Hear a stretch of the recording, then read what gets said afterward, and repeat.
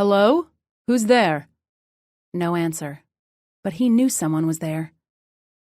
Uneasiness crept through him, and he wondered at the wisdom of continuing on in his search for the source of the noise. Chink, chink, chink. What was that? The noise was louder now, so it was definitely coming from down here.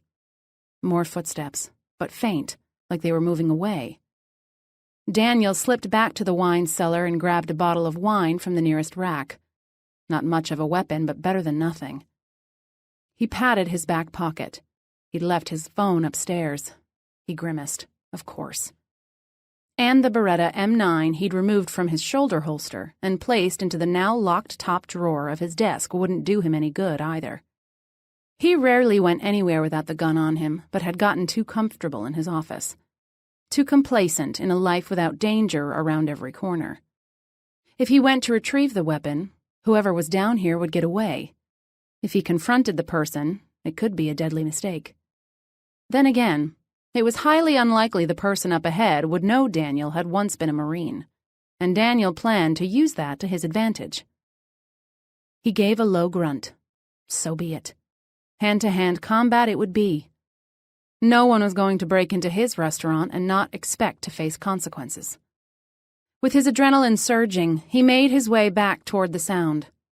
The recently replaced exposed pipes above his head rumbled. He'd never noticed that before. True, he'd had everything checked out before he'd bought the place, but since it had been renovated and opened to the public, he'd spent little time in the basement. He finally came to the end of the row of shelves. The room opened up, and light from the parking lot filtered through the open basement door. He heard the roar of an engine, and a chill that had nothing to do with the physical temperature swept over him.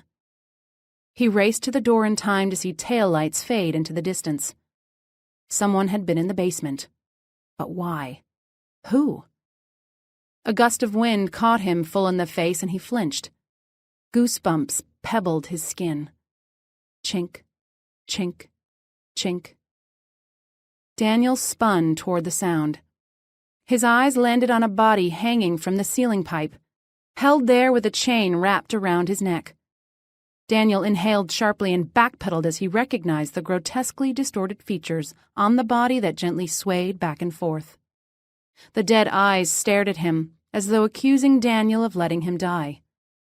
Another heavy burst of wind came through the open door behind him, and the extra length of the chain knocked against the exposed pipe. Chink, chink, chink.